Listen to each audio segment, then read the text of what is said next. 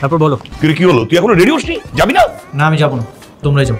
কেন যাবি না কেন? আবার জিজ্ঞেস করতেছে কেন যাবে না। এত জিজ্ঞেস করার কি আছে?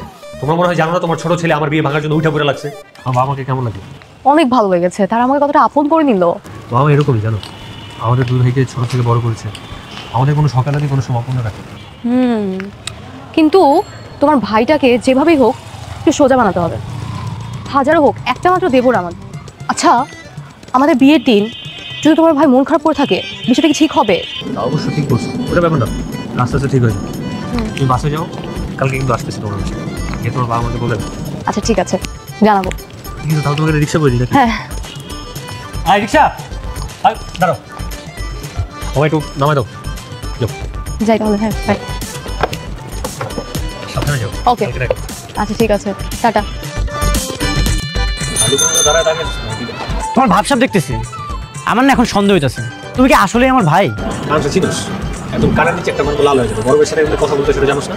নিজের ছোট ভাইয়ের এক্স গার্লফ্রেন্ডের সাথে রিলেশন করতেছো, আবার তার হাত ধরে ঘুরে বেড়াইতেছো, আমাকে বলতেছো আমি কিছু শিখি নাই। কিসের এক্স? আর এক্স তো ঠিকই আছে, ওটার এক্স গার্লফ্রেন্ড। বাসতে যাওয়া হয়েছে সবগুলো বাদ। কালকে নিমির বাসায় যাবো, আর কোনো ঝামেলা করিস না, সব কিছু ঠিকঠাক থাকলে কালকে বিয়েটা কনফার্ম করবো। শোনো, আমি বেঁচে থাকতে তোমাদের বিয়ে আমি কখনোই হতে দিব না। ঠিক আছে, আমিও দেখবো তুই আমার এই বিয়ে কেমনে ঠেকাস। তুই ঘাটতে আমিটা বাদ দে। কি ব্যাপার? অনিক এখনো রেডি হয়নি? ও কোথায়?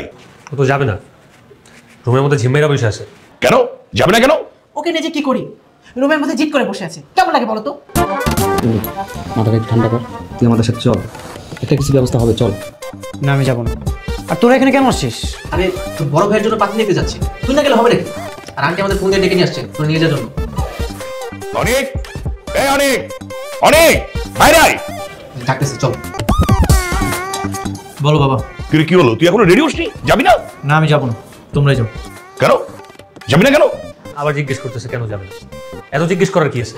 তোমার মনে হয় জানো না তোমার ছোট ছেলে আমার বিয়ে ভাঙার জন্য উঠা পড়ে লাগছে? ও চাইলেই হবে, আমরা যেটা চাইবো সেটাই হবে। আমরা ওকে ছাড়াই মেয়ে দেখতে যাবো, আর যদি